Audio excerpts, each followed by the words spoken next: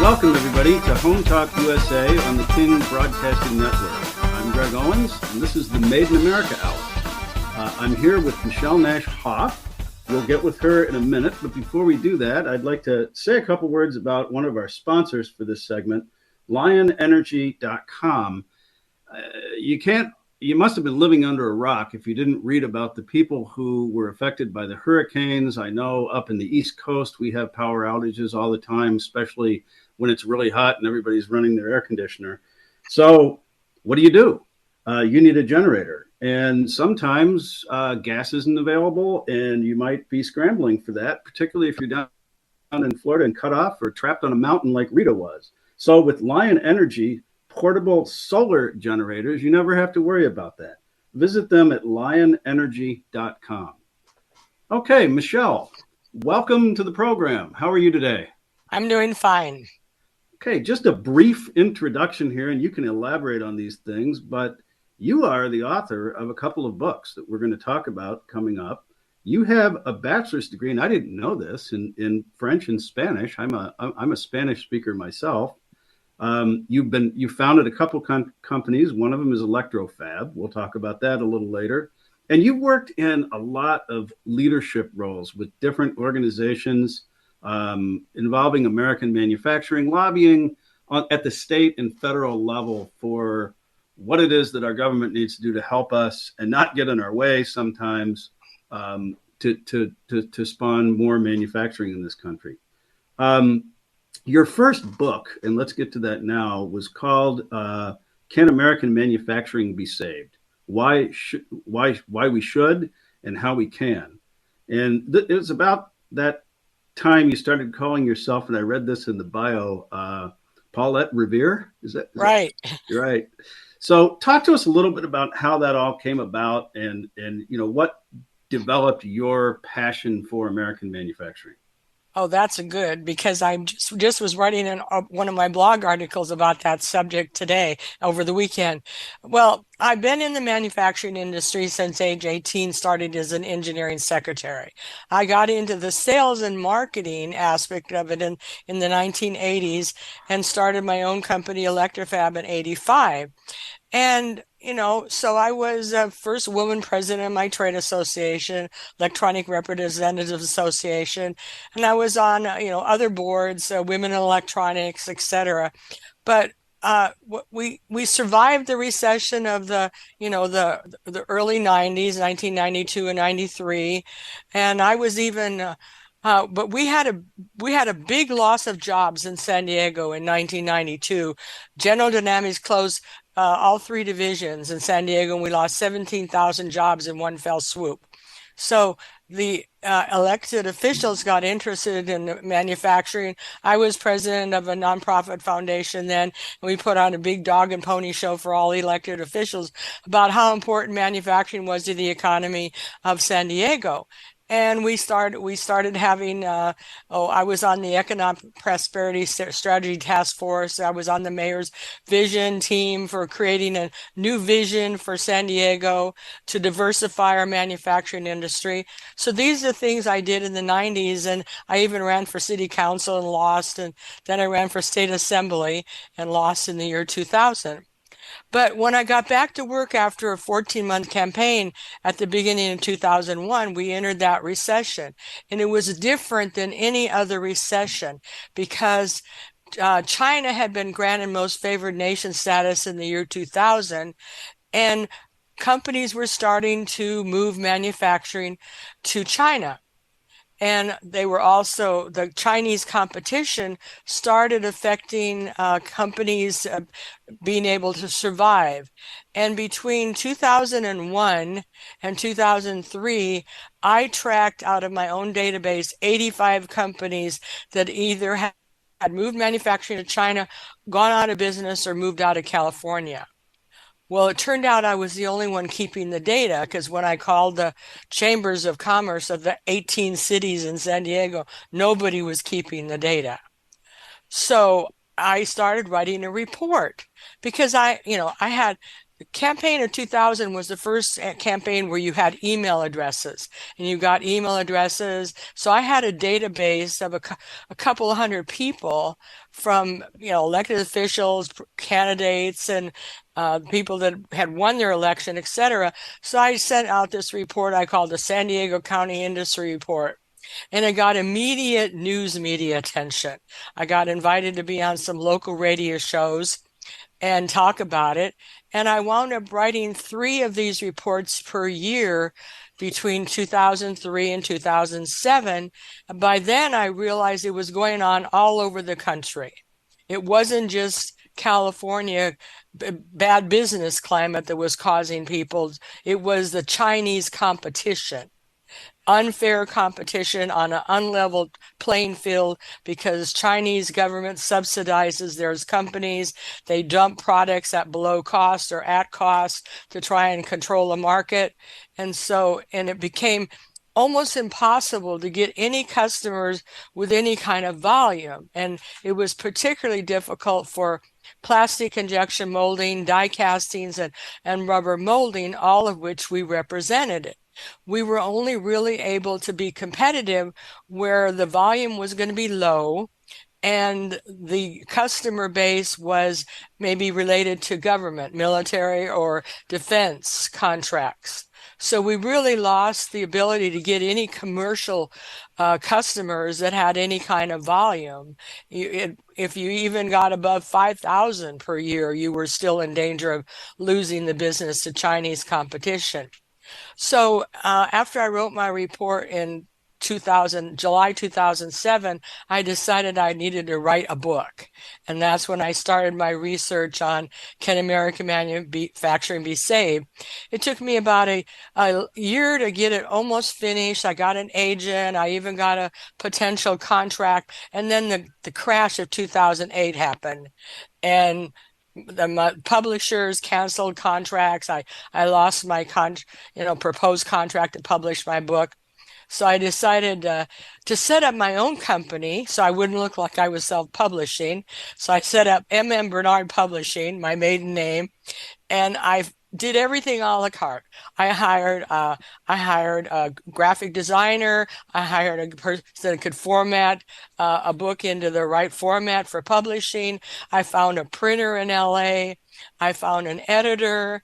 I found, everything I needed a la carte, and I paid to publish my own book. And I had had a really good year in 2008. And so I had the money to do it. And I published my book, and I immediately started getting attention because it was the first kind of book about why we should save American manufacturing. So I was on local radio talk shows, even some national ones. And so that was the start of my mission to do what I could on a personal basis to save and rebuild American manufacturing. So a lot of that rings so true. I mean, some of the parallels in your story and the company and what's happened to the companies that you work with are so similar to our experience at Sherrill Manufacturing in our business. And it's a lot about volume. And the other thing, you brought up was, a recession. Normally in a recession, you lose a bunch of jobs. And when the recessions are over, those jobs come back. Well, you may have better numbers than I do, but I think American manufacturing used to be about 38% of our economy, the jobs in our country. And that has now drifted down through a recession and then back up a little bit, down again through the Lehman crisis and back up a little bit to, what are we, down around 15, 16% now? Yes, we are. Right. So, it's the double whammy, right? It's the recession. And then when companies finally get back on their feet and they're placing their orders, they look at the stuff being dumped in on us from China, and it's way cheaper. And a lot of times that's how we lose business. Well, we're going to have to take a quick break here, go pay some bills. This is HomeTalkUSA on the King Broadcasting Network. I'm Greg Owens. This is the Made in America Hour. We will be right back with Michele Nash-Hoff.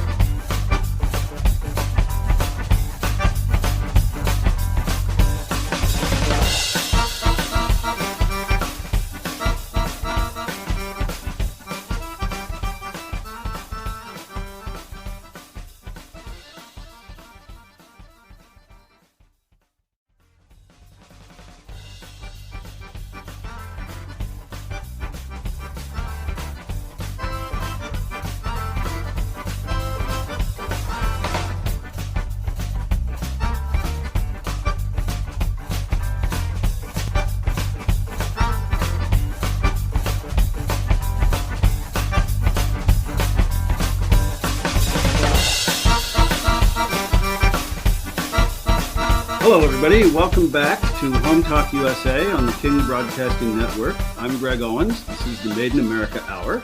And this segment is brought to you by Aztec Washer. I'm a business owner, and we have a lot of flat roofs, and also a homeowner with a lot of perforations in those roofs. And you don't want a roof leak for any reason, other than the fact that it's annoying. It can cause a lot of damage. So there's a company by the name of Aztec Washer that has developed some revolutionary, innovative roofing products. They've been around since 1968, and their motto is seal it right, seal it tight. You can visit them at aztecwasher.com. Michele, welcome back. Great.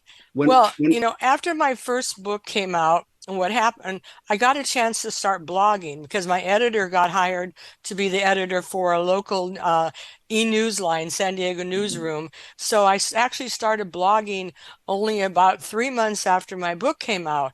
And so I was blogging through that for about a year. And in August of 2010, Harry Mosier called me up, and he is the founder of the Reshoring Initiative. Well, I had written an article on why it was important to understand total cost of ownership based on the hard copy worksheets for the American Mold Builders Association and the National Tooling and Machining Association. He said, "You're writing about what I just started." So he trained me in how to use his worksheet, TC, Total Cost of Ownership worksheet, and authorized me to be one of his substitute speakers. So that was a great opportunity. And then I also, about that same time, I met Ian Fletcher. He was working for the U.S. Business and Trade Council, and I had put them on my list to get my blog articles. And he was up in San Francisco, and he called me, and we arranged to meet in Orange County when he was down in the area. And then, so we connected. He's the author of Free Trade Doesn't Work, What You Replace It and Why. And then about December, he contacted me and said he was changing to work with the Coalition for a Prosperous America, and he thought that would be a good organization for me to get connected to. So I joined in January of 2011 and started participating in the member calls and so forth. And it was, when I was researching, I couldn't find any organization that was doing anything to save American manufacturing. And CPA was the first organization I found. And what was interesting, while I was writing, I had read about a group that split off from NAM to start an organization that wasn't named. That turned out to be CPA, the Coalition for Prosperous America. So I was delighted to be part of that, and I really put a lot of effort in it as a volunteer for a couple of years. I put on an event in 2012 to introduce people to the organization, because I was attending the San Diego Inventors Forum, and we used the same location that we had for our meetings. And it was actually a conference center that we were getting to use for free because we were a nonprofit. And so I put on that event, and then I became chair of the California chapter that we were going to develop in California for the Coalition for Prosperous America. And in 2012, CPA decided to republish my book. So I rewrote portions of it and updated it. And the second version was published in 2012.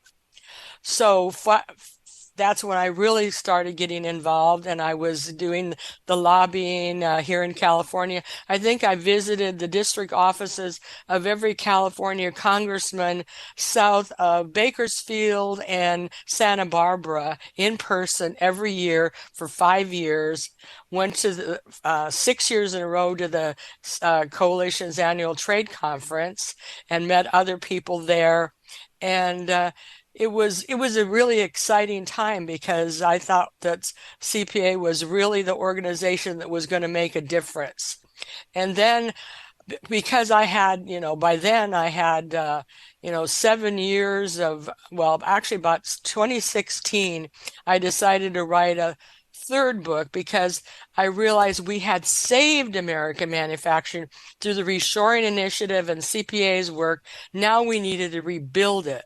So then I started writing my book, Rebuild Manufacturing, the Key to American Prosperity.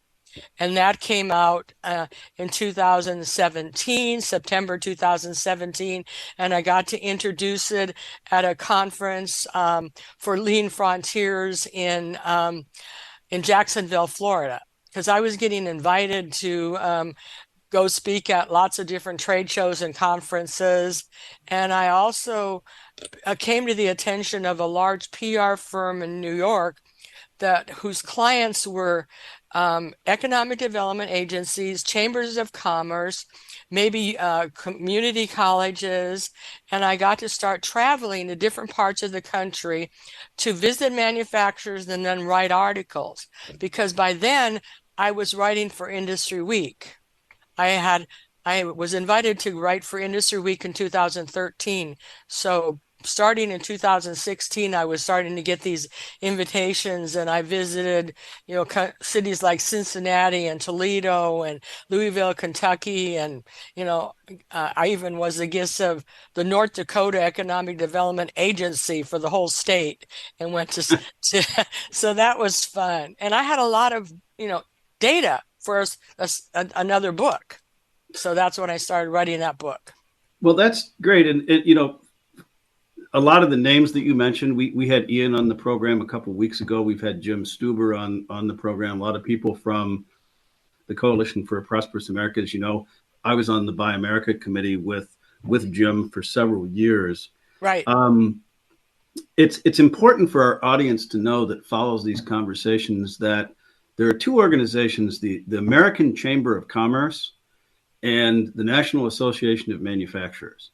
And neither one of those organizations represent American manufacturers. They're representing the large multinationals that have taken all of our jobs and our manufacturing overseas. So when you talk about fighting these battles and visiting the chambers of commerce, that's totally different because that's the local one, right? And they get it because it's impacting the jobs in their particular town or city, where these large national organizations are just surrogates of large multinationals. Well, we are coming up on another break here. This is Greg Owens, Home Talk USA on the King Broadcasting Network. I will be right back.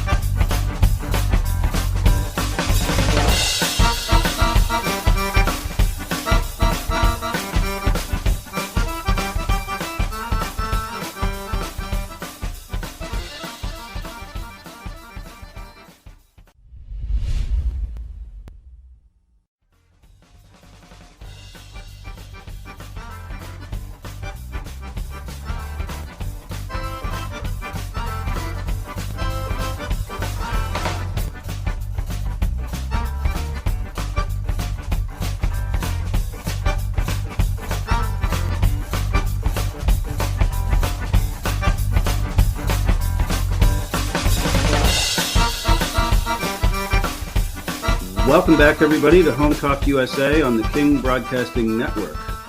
I'm here with Michele Nash-Hoff. Before we continue our conversation, I'd like to say a couple words about the sponsor of this segment, MPW Marketing, out of Clinton, New York. And this is the company that I can give a personal endorsement for because we've been working with them for over a decade on everything from web design to branding to packaging, all the new twists and turns in the world of Google and Facebook and X, and now with some national TV advertising. So if anybody out there is struggling with marketing in any regard, they're willing to work with you, either take it over and do the whole thing, or in our case, we do most of it ourselves and we lean on them for the technical expertise that we need to get the job done.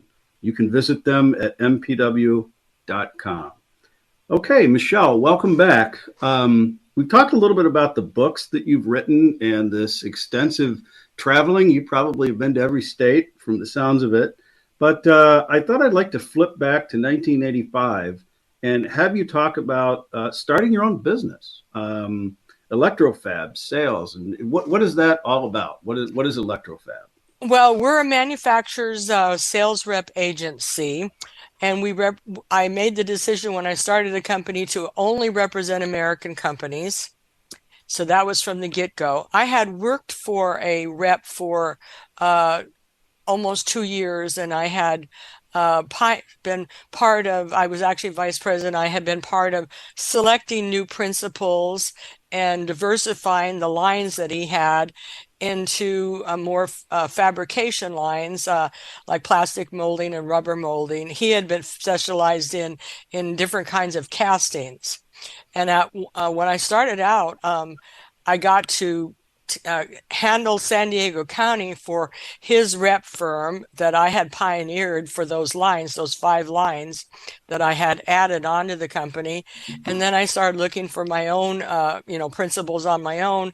And I got a local machine shop and a local sheet metal shop. So I built the company, and I doubled business every year over the previous year for the first 5 years. And then my husband joined me because he was an electronics rep, and he was a San Diego guy to an LA rep firm. And I was actually also a sub rep to LA rep for some casting lines. I sold investment castings, die castings, rubber plaster mold castings, and sand casting. So I was sort of the casting lady of San Diego. And what was interesting, when I went to visit engineers, they'd never been called on by a woman selling what I was selling. They used to come and see me out of curiosity. But I joined ASM, which is this Society of Materials for materials, and I learned about materials, and I went to those meetings. I joined the Society of Manufacturing Engineers, and I went to all their technical sessions. I had good training for all the processes that I represented.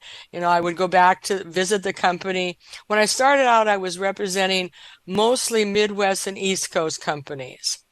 But as time went on, more and more buyers wanted local manufacturers, so I started getting more California companies. And by the end of the 90s, I had all California companies and no out-of-state companies anymore. And then because we want to have regional, we don't want to pay for the transportation coming from other parts of the country. And then the world changed when they were willing to go to China. Here they wouldn't go to Illinois, but they'd go to China.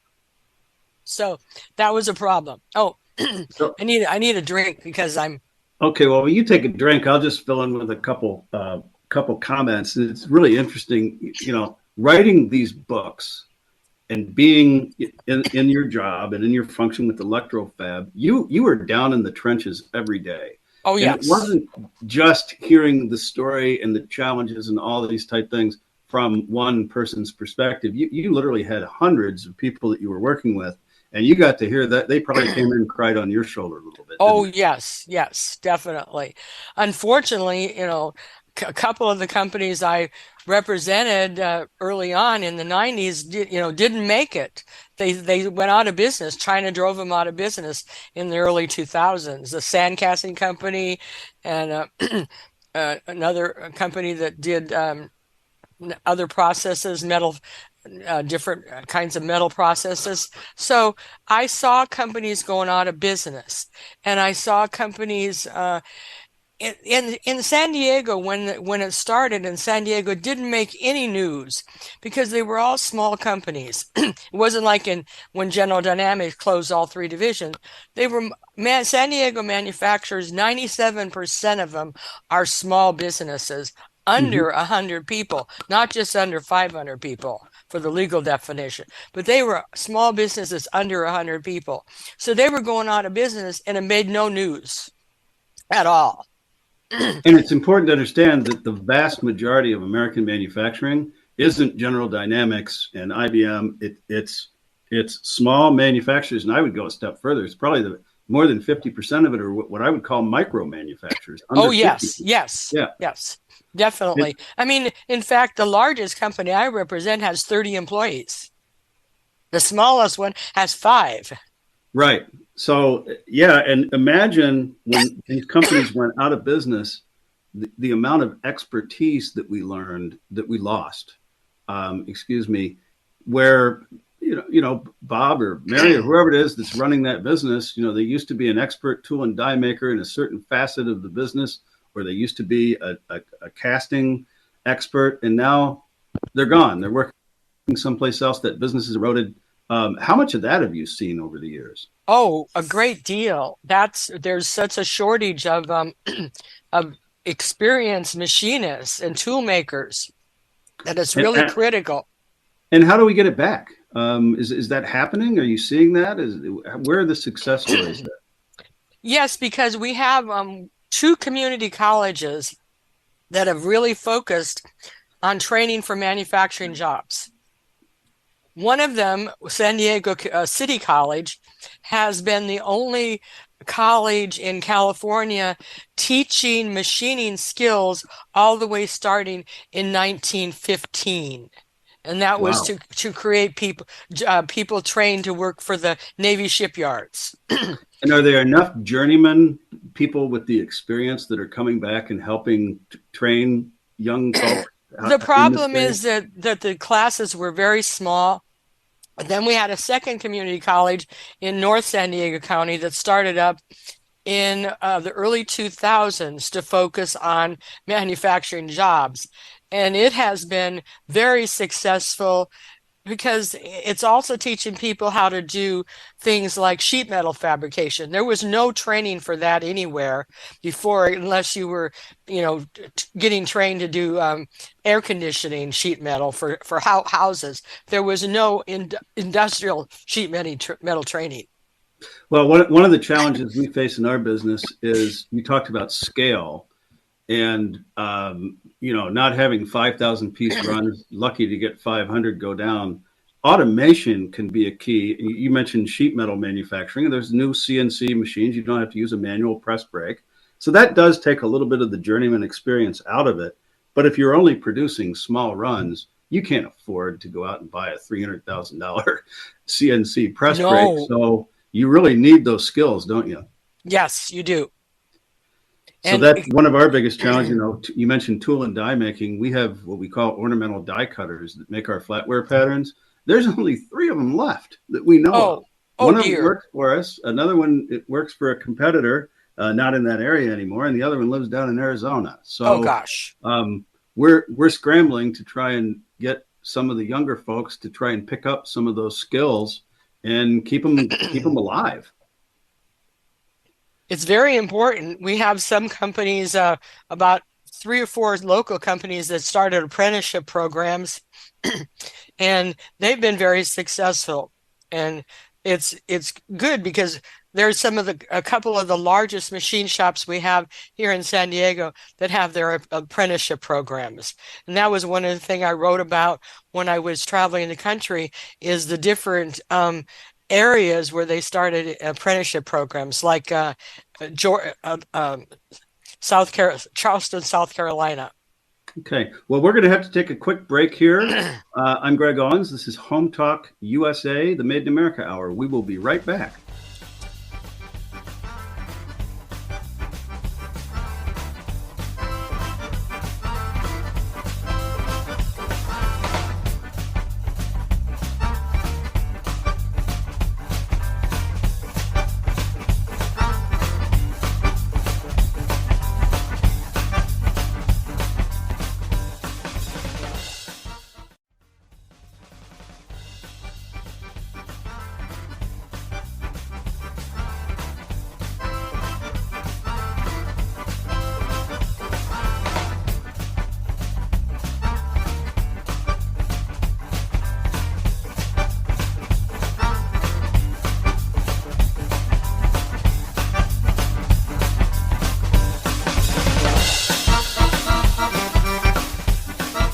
Hello, everybody, and welcome back to Home Talk USA on the King Broadcasting Network. I'm Greg Owens, and this is the Made in America Hour. I'm here with Michele Nash-Hoff. Our sponsor for this segment is bondproducts.com. We talked a little bit about DIY projects. I'm a big DIY guy myself. I love going in there and fixing things and tinkering. But carpet binding would be something that I have no experience with.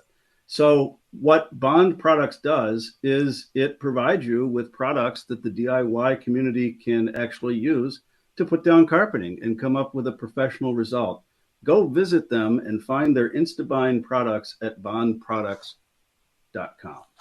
Okay, Michele, welcome back. And when we left off, we were talking a little bit about your clients and the market and the challenges that people faced in the light of Chinese competition, but there are other things that really have put pressure on manufacturing, particularly on cost.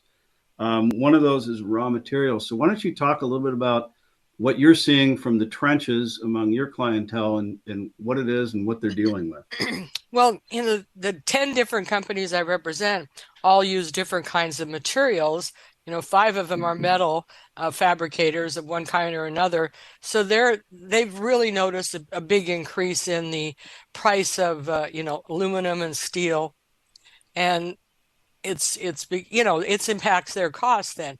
In fact, and the availability too. Now, it's easier for them to get metals than it is for my rubber molder and my plastic molder to get the plastic materials, because the number of manufacturers making those materials has diminished over the last 20 years.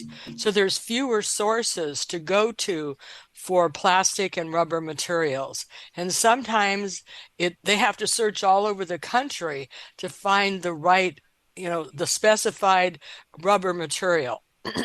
So if they can find it at all. If they can find it at all. One of the challenges as you rebuild manufacturing in the United States is it's not just one company that makes a particular widget. It's an entire supply chain. It's an ecosystem, right? Yes. So we had those same challenges at Sherrill Manufacturing during the pandemic, where steel supply was just non-existent. The price doubled, and it had a horrible impact on us.